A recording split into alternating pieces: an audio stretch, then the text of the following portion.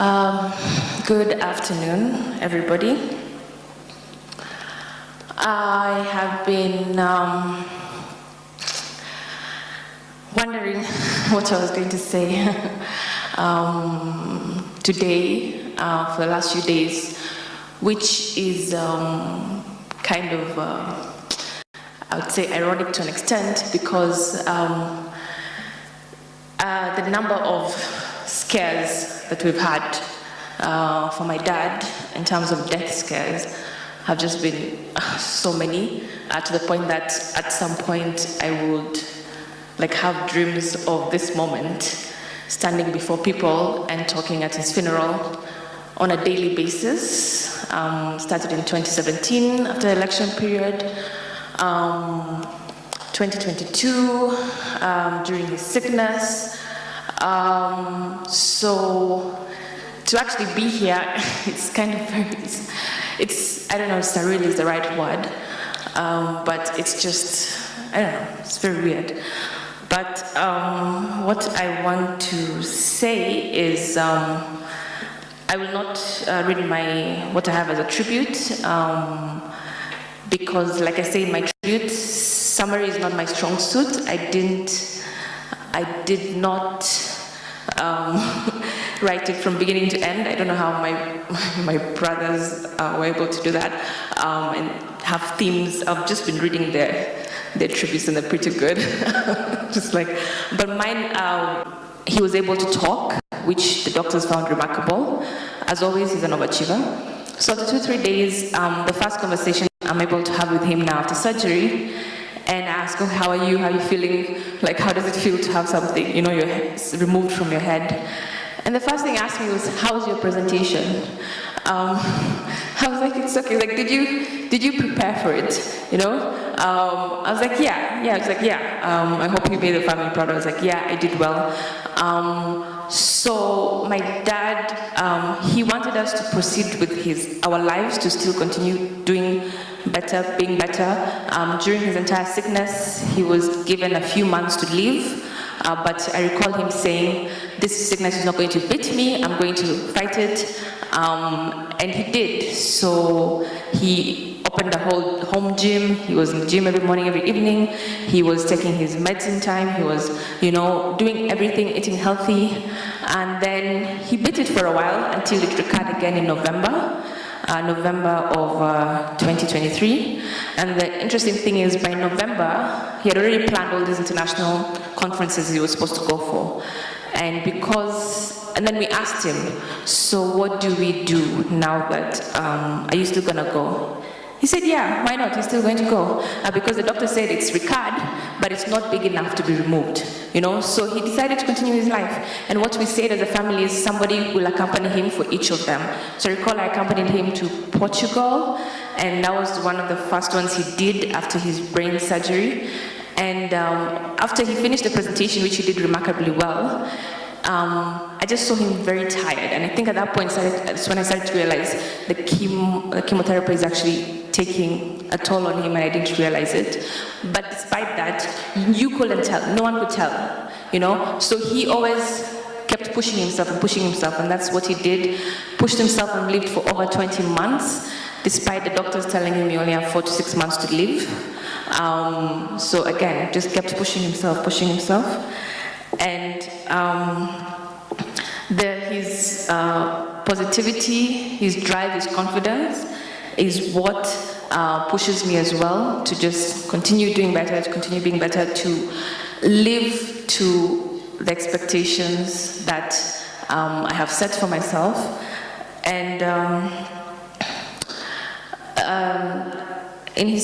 towards his last days, the way, like I said, we've had many death scares. Leave alone the elections. It was April 2023, and then around October 2023, I was with him. I was home because Mom had traveled. So in the middle of the night, he woke up and was a bit stiff. So we were told that was another problem. Apparently he was having a seizure. At that point I didn't know, but somehow my brother and I Googled that when this happens, you're supposed to increase this anti-seizure medicine, and we did. And when we went to hospital the next day, the doctor said, you guys actually, like you did what I would have said you'll have done.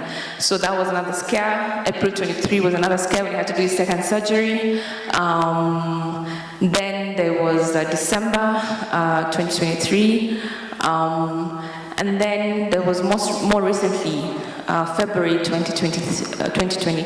Sorry, there was December 2024, April 2024, December 2024, and more recently February 2025, when he was admitted in hospital, again at ICU. I think this was like his third or fourth time in ICU. My brother and I was like so confident, like he's been in, he's been out. So I was actually selected, I was not in the country at the time. I'd gone for a fellowship, UN fellowship that I was selected for, and I was debating between myself, should I go, should I not go? And I asked my mom said, do what your heart feels. He was in ICU at the time. And then I asked my brother, what do you think? And he said, you know what, Daddy would have wanted you to go. And besides, the number of times he's been in and out of the ICU, I mean, he always scares us and then he comes back. So he's going to come back. So I left to Addis Ababa for a month, packed my stuff for 1 month, knowing that my dad would go into ICU, beat it, come back, and knowing that that's what he would have wanted me to do. And then one day after being there, I get the call from my mom in the evening. She didn't even need to say it. She just said, yeah, the hospital had called her, and they want her to come in, and they were not telling her what they want her to come in for until she pushed them, until they mentioned it. So, the funny thing is, I didn't, as much as, yes, he was sick, it didn't actually occur to me this day would actually come because of how confident he was in just pushing himself and on how confident he was in his will to live. The other day, my mom and I were having a discussion about maybe, I don't know, talk of universe or whatever, maybe I needed to leave the country for him to go. I don't know, because I don't know. It just, because it's not making sense to me how I left. But at that point, I just knew he was going to be okay. But then he wasn't. But what I want you to take, I guess, away from this, and for me, I think to my dad, he was not just a father, he was literally the best father anybody could ever ask for. The best father any daughter could have ever asked for. I'm so grateful for him. It's sad losing him at 63. Of course, you want him to be there for you in your future.